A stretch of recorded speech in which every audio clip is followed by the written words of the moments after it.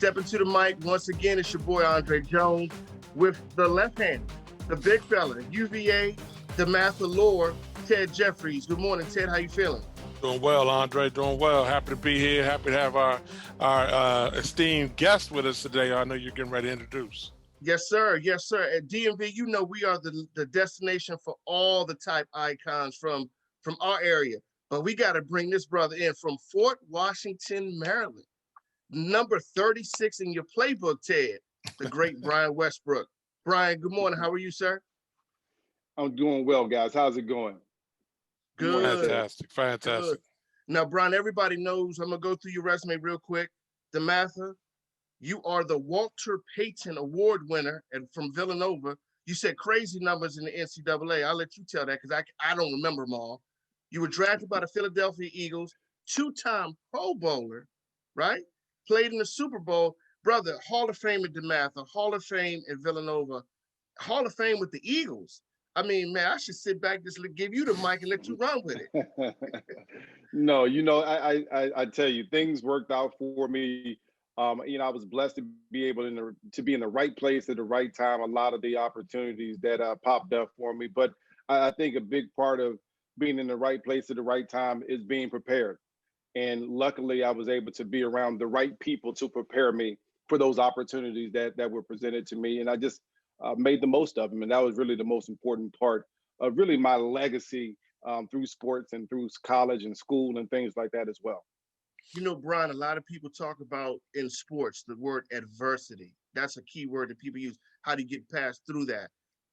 People don't know in high school you tore your ACL, in college you tore your ACL. That did not stop you. And I'm gonna throw one nugget. You got a football scholarship by playing point guard for Coach Morgan Wooten. Bring us all up to speed how everything happened. Well, first of all, just adversity in general. I've always looked at it as a challenge. I've always looked at adversity as a setback in a way, but also a way to step up. And it was kind of more of a setup for me, set up for an opportunity for me to better myself, to come back even stronger. And so back in 1996, we're practicing, I think it was over at Riverdale. You know those fields over there very well. And so they had like a groundhog hold there. So while I was backpedaling, I stepped in the hole, tear my ACL. Opposed to what's happening today, with today's medicine, things like that. In 96, nobody wants you after you tear an ACL, because at that point, an ACL injury is pretty much a year-long recovery process. And so, being recruited as a junior, one of the better juniors in our area, I was being recruited by a lot of the bigger schools in the country. And you tear your ACL, and at that point, all those schools say, we don't want you anymore. All those schools say, you're damaged goods. And so for me, it was a challenge. I mean, I tore that in the summer. I only played maybe 5 games my senior year. And as you guys know, your senior year is when you're putting out your highlight tape. That's when you're making your highlight tape of all the good things that you can do, so you can send to schools so you can get a scholarship. And for me, I probably had 5 games to pick from as far as my highlights. And so my highlight tape was probably like a minute long. And I just kept on replaying the plays over and over and over just to make it longer so that coaches would be interested in me. And so when it all shook out, all the schools that were interested in me previously, prior to the injury, no longer were interested in me. And then I had basically a scholarship offer to the University of Richmond, to University of Maryland, and they weren't very good back in the day, and to the Villanova University. And at that point, they all came to see me play basketball. And what ended up happening is I'm talking to Coach Wooten, and he said, listen, Villanova University is coming here to see you play. I think they're going to offer you a scholarship. And at that point, we're from the DC area, DMV. We've seen the battles between Georgetown and Villanova back in the day with Patrick Ewing and those boys. And we've seen some of those battles with John Thompson and his teams. And we know Villanova very well. They're in the Big East. And so I've watched a lot of Villanova basketball over my younger years. And so I'm shocked, because I was a good basketball player. I wasn't a Villanova quality basketball player. So at the time, I'm shocked. I said, I'm so glad that I'm going to get an opportunity to play basketball in college. Basketball was always my number one love, my first love. And while I'm telling that story, Coach Wooten, in his wisdom, is allowing me to speak, but he's also looking at me like, what is this kid talking about? And so I finished talking, and he ends up saying, "Well, listen, I know you want to play basketball, but they're not here to see you play basketball. The Villanova basketball coach is not here to give you a scholarship. It's actually the Villanova football coach." And my first question immediately after that was, "Does Villanova actually have a football program? I've never heard of their football program before." And so, it was just one of those things. And so, the adverse part, obviously, you're coming back from injury. Nobody thinks that you're any good anymore. And now it's about setting out to prove those people wrong. Now it's about using that chip on your shoulder to overcome that adversity. One of my college coaches have said this, and I know a lot of people have said this before, but not only does adversity build character, it also reveals character. It reveals the things that you have inside of you.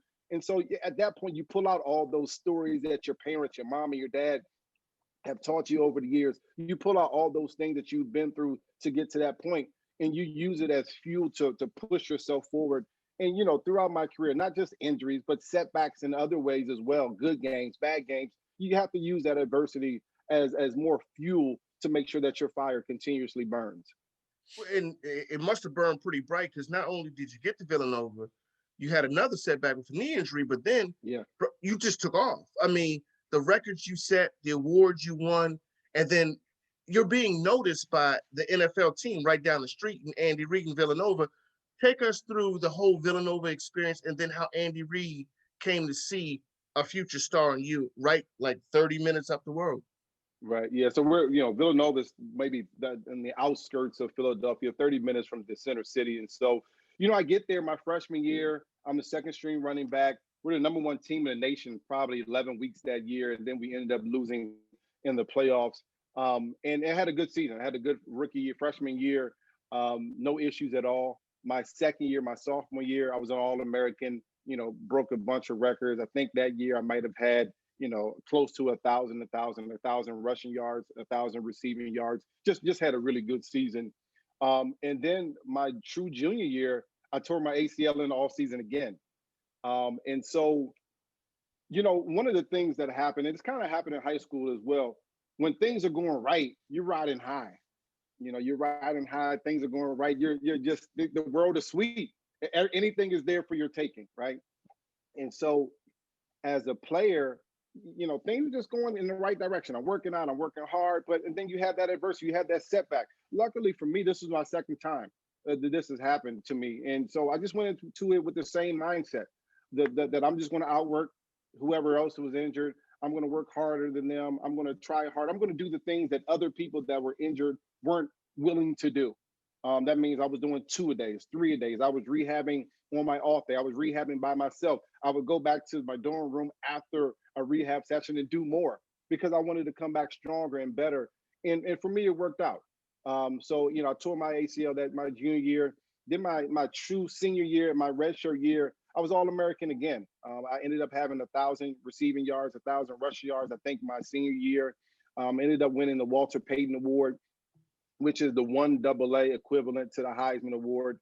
Really the best offensive player in the country. Things were working out well. I was blessed. I was blessed to learn so much at Villanova. I was blessed to be in a great situation around good people there. I was able to, go there and figure some things out. And I'll give you an example. If I would have went to a bigger school, they probably would have made me into a DB, maybe a third down type of running back. Villanova, being at Villanova, it allowed me to see that, you can still play running back, but also we're going to teach you how to catch the ball. We're going to use you in receiver positions. We're going to allow you to learn defenses on a different level than running backs were able to learn at that point. Because remember, the NFL wasn't this league where running backs run pass routes at that time. But Villanova said, okay, we're going to let you, and we're going to show you how to run pass routes. We're going to get you to understand defenses and coverages and things like that, so that if you need to learn how to do that, if you need to do that in the game to help us win, you're already prepared for that. And I went on and had a really good season that year. I had close to 1,000 yards and kickoff returns as well. Things just went well. I was blessed. To be honest with you, Andre, it's just things went well. I was prepared. Again, it was another opportunity for me, but again, you have to be prepared. You have to have put in the work.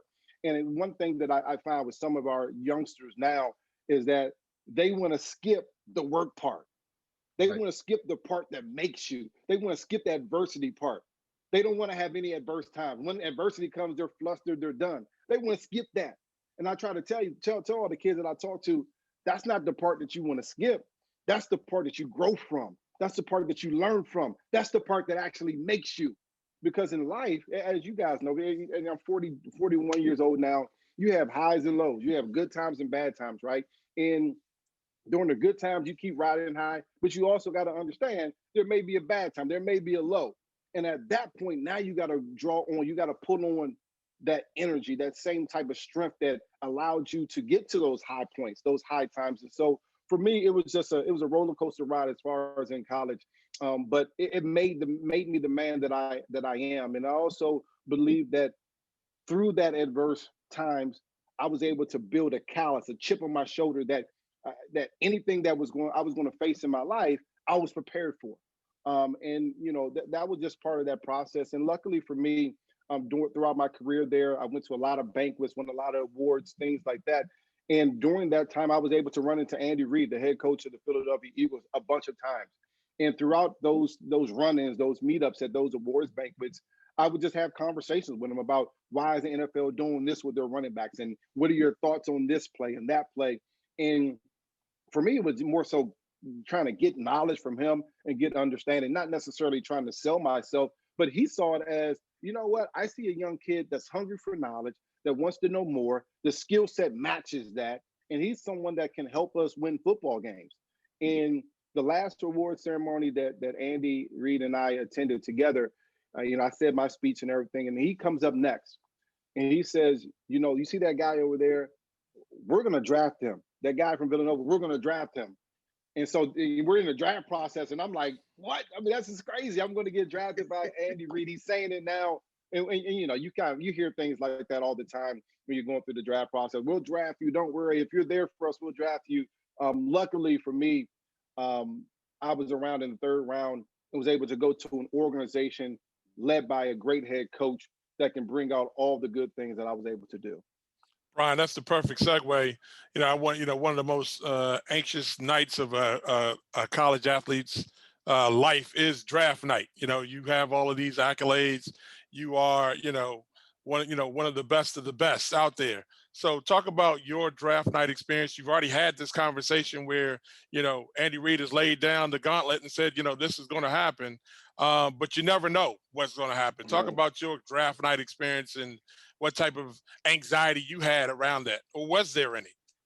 Well, I had a bunch of anxiety. I mean, I think like every player, you think. I mean, I was the best offensive player in 1AA, which leaves you that 1A tier, the best of the best, the Miami, the Florida State, the Florida, the big schools, Oklahoma, all those schools. And so, lucky for me, I was able to compete against a lot of those guys at the Senior Bowl and the Hula Bowl. So I had some time against those guys. But back in the day, back in 2002, when I got drafted, they had the first 3 rounds on TV, right? The first 3 rounds were the first day. And so I started watching the draft. It would come on at 12 noon and it wouldn't be over until midnight, right? So I started watching the draft. And at that point, I didn't know where I was going to get drafted at. Most people had projected me between the 2nd and 5th round. So I was hoping closer to the 2nd opposed to the 5th. And so we sit down, me and my dad, we sit downstairs in the house that we grew up in Fort Washington. We start watching the draft, and we start at 12, 1, 2, 3. About 3 o'clock, I guess the 2nd round is on. And so my dad looks at me, and we haven't got drafted yet. And he kind of, I'm not frustrated. I'm just like, okay, I'm anxious. And he said, "You want a beer?"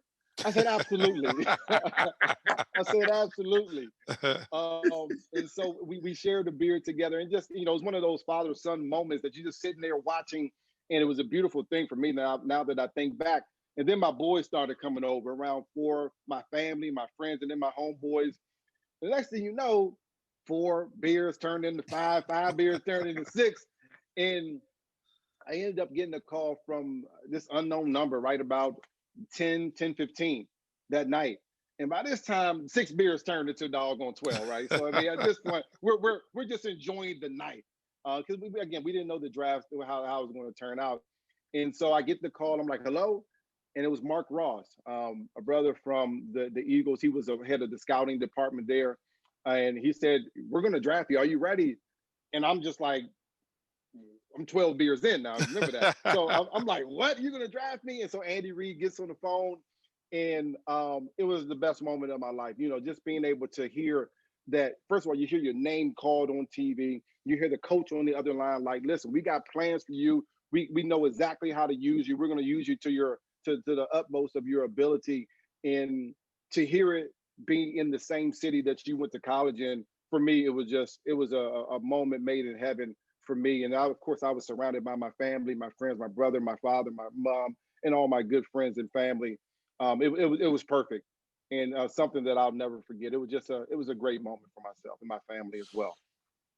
So Brian, then you get there, and now you have this innovative coach, West Coast offense, genius.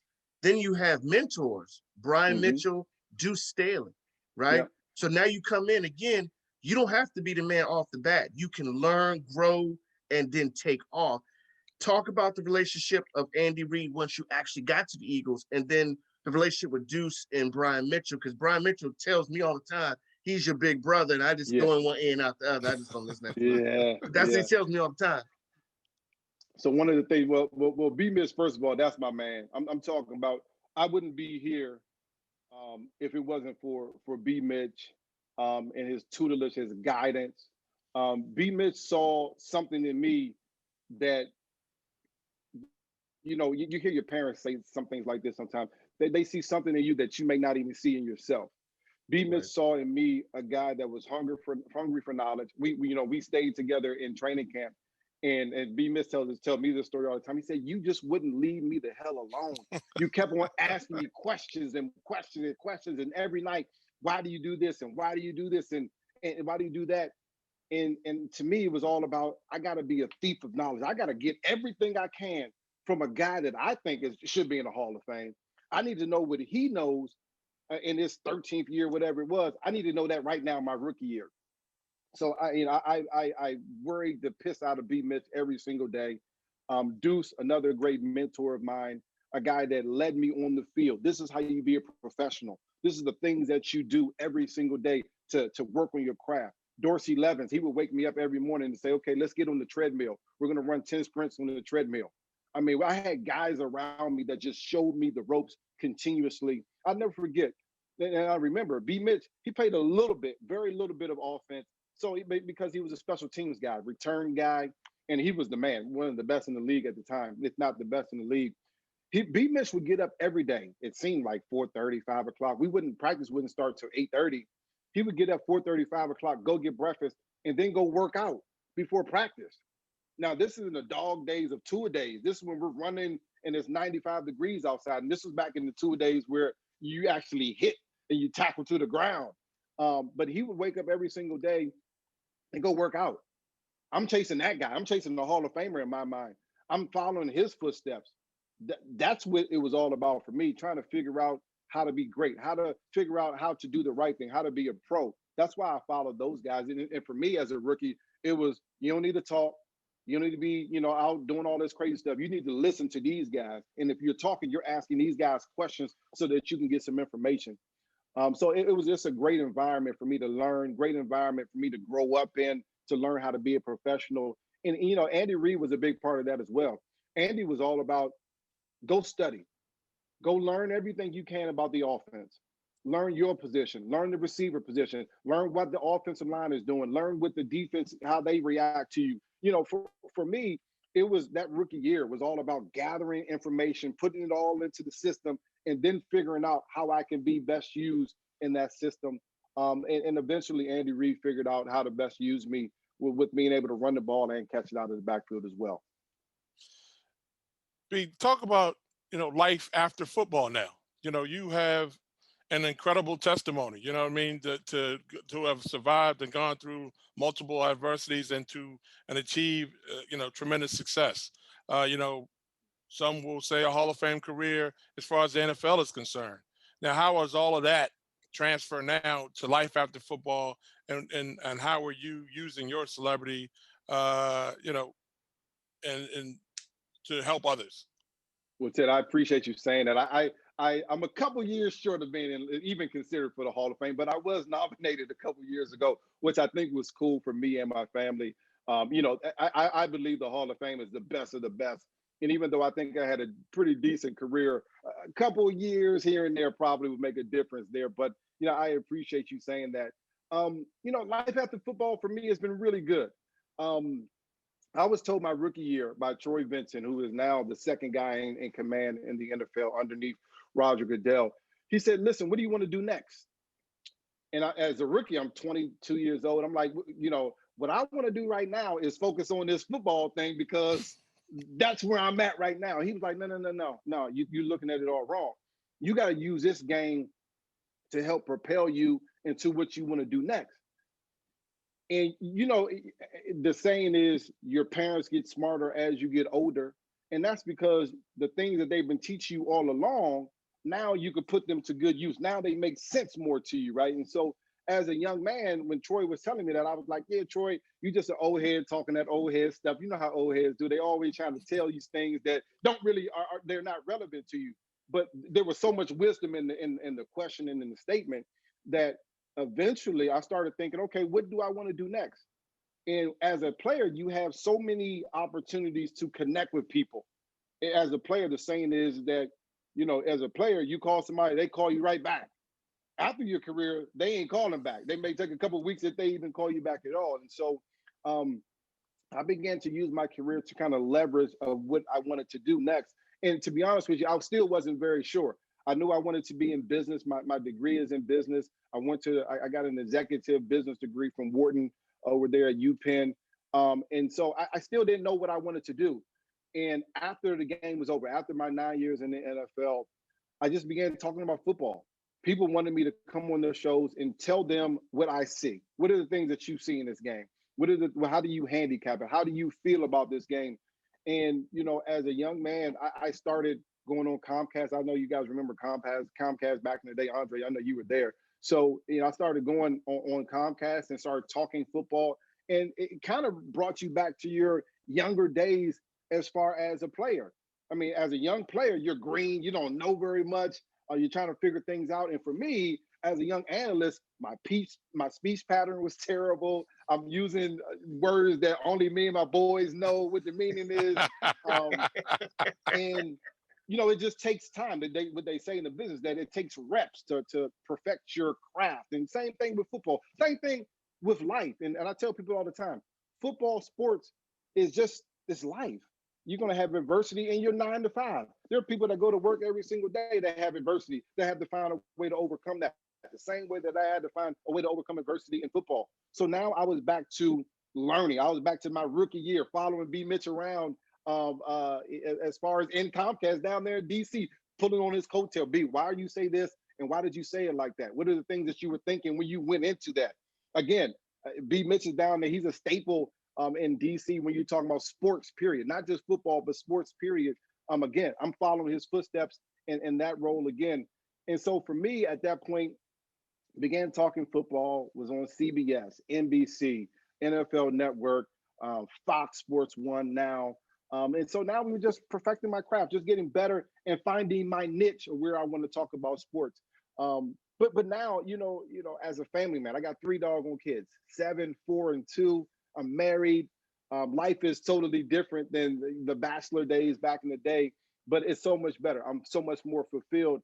And now when I talk about the things I did in football and what I'm focused on today, of course, I love talking sports. I can do that all day long with my eyes closed. I watch football all day here on this TV, just trying to find different angles to talk about. But the most important thing to me is legacy.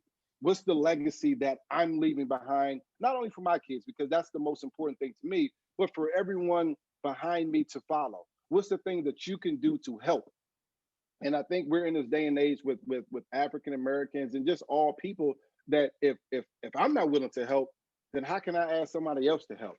And so now what we've done with my wife and I, we built the Brian Westbrook Foundation, and we're operating it out of my horse farm there in Upper Marlboro, Maryland.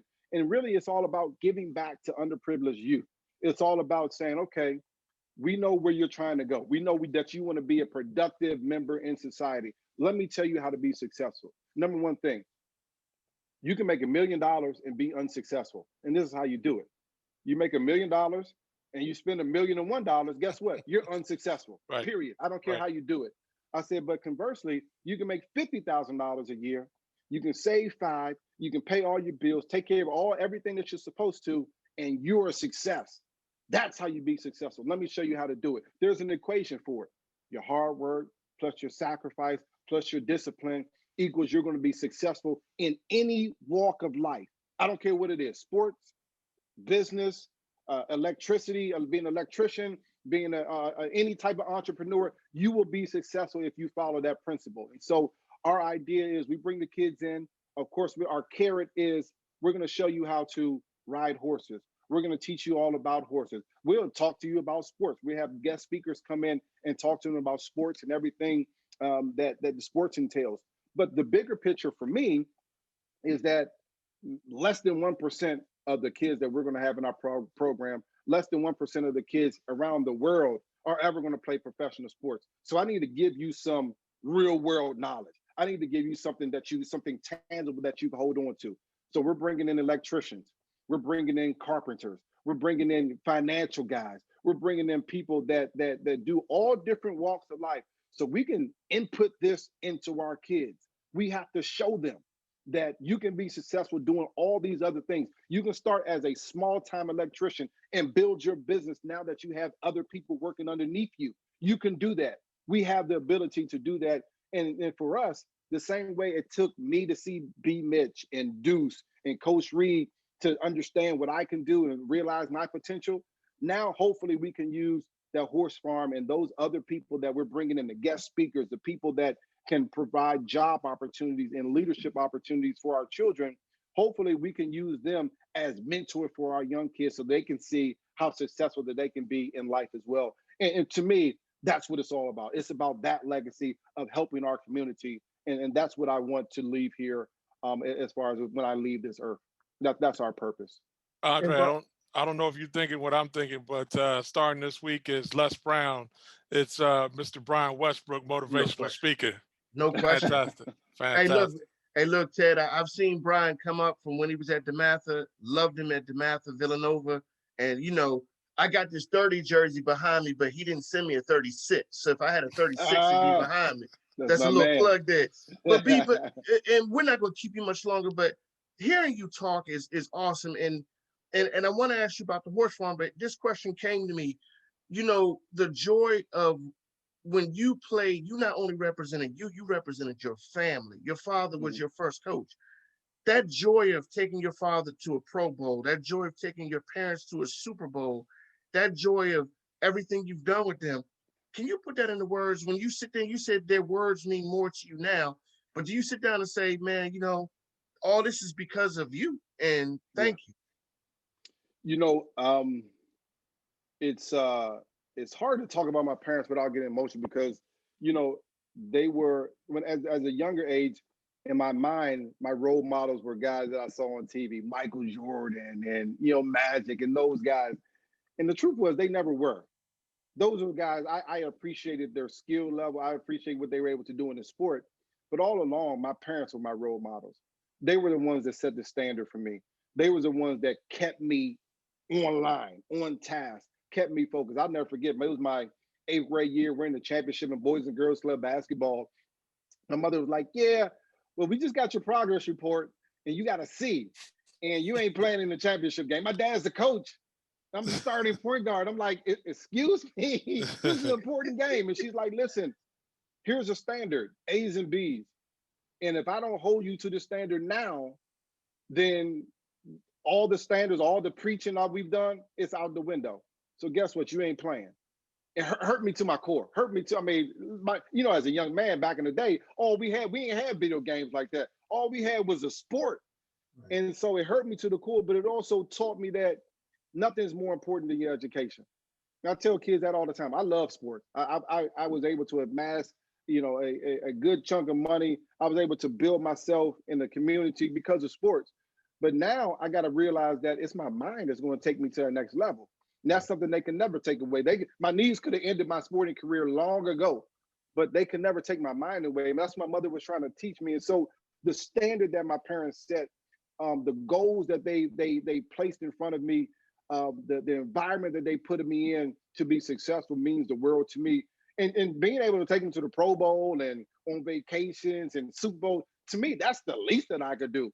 I can't give them enough to repay them for what they did in my life. And really, as a 41-year-old man, my mother calls me every doggone day. I talk to my mother every day, and she's still telling me what to do. You need to be doing this. You need to do that. You need to tell that boy to do this. Talking about my son, and so it's just great to be around. My dad is at my farm every single day, taking care of everything down there.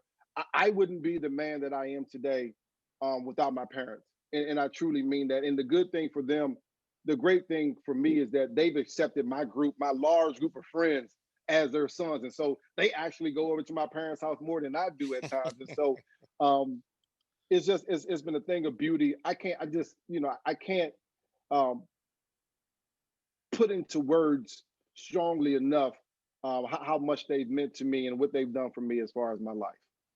All right. And now we're going to let you go, but Ted, I got to put Brown on the hot seat. I got 5 questions, Bree. Get ready. Sizzling up. Here we go. Go-go music or house music? Go-go music, no question. Not even close. I'll tell you this. I wouldn't even listen to house music. So there's that as well. But go-go, there's no doubt about it. Hold up. Before you go, let me put a little segue in that. Philly rap game, go-go music. Go-go music. Listen, I was born and raised in the DMV. You know that. That's the way it's going to be. Go-go music, of course. Ben's Chili Bowl or Philly cheesesteak?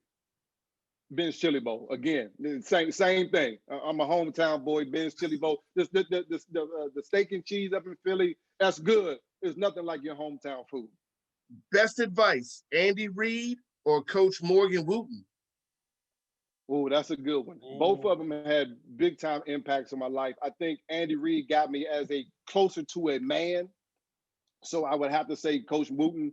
I mean, he taught me so many doggone things. Be quick, but don't hurry. You know, it's not the size of the dog in the fight, it's the size of the fight in the dog. There's so many things that he just drilled into my head in those 3 years that I was with him on that basketball team that I'm repeating to my kids every single day. You know, don't wait till tomorrow for something that you can do today. I just said that to my daughter early this morning. So, I mean, those things are drilled in. Best coach ever, Coach Morgan Wooten. All right, now here we go. It gets hot, B. It gets hot. Mahomes or Brady? Ooh, it's hard. It's hard to look past 10 Super Bowl appearances and 6 wins. But if you were going to look past it, you're going to look past it for the type of talent that Patrick Mahomes has and his ability to win at a young age. Clutch gene, he has that. I'm going to go Patrick Mahomes. My man. Now here's the one. You might have to move after this one. Philly fans or DC fans? There it is, B. Ooh. There it is. I love my hometown, but Philly fans on a whole different level. I'm talking about knowledge of the game. I'm talking about support. They'll let you know when you're doing good or bad. I mean, as much as they cheer you, let you fumble. They'll be booing you the same way, but it's all out of love and respect. I got to go Philly fans there. All right. And B, before you go, man, you said you stand with your legacy, man. We want to thank you. You know, Ted's my guy. I idolize Ted watching him play. I idolize you watching you play. You're the best. I mean, this has been awesome. And we thank you for stepping to the mic, bro. Real talk. Thanks so much, guys. I appreciate you guys having me on. I'd love to come back, man. I'd love to come back and talk some more football and what's going on in the world as well. We'll get Dino to make it happen. Sounds good, brother. Take care. All right. Thank you. Thank you.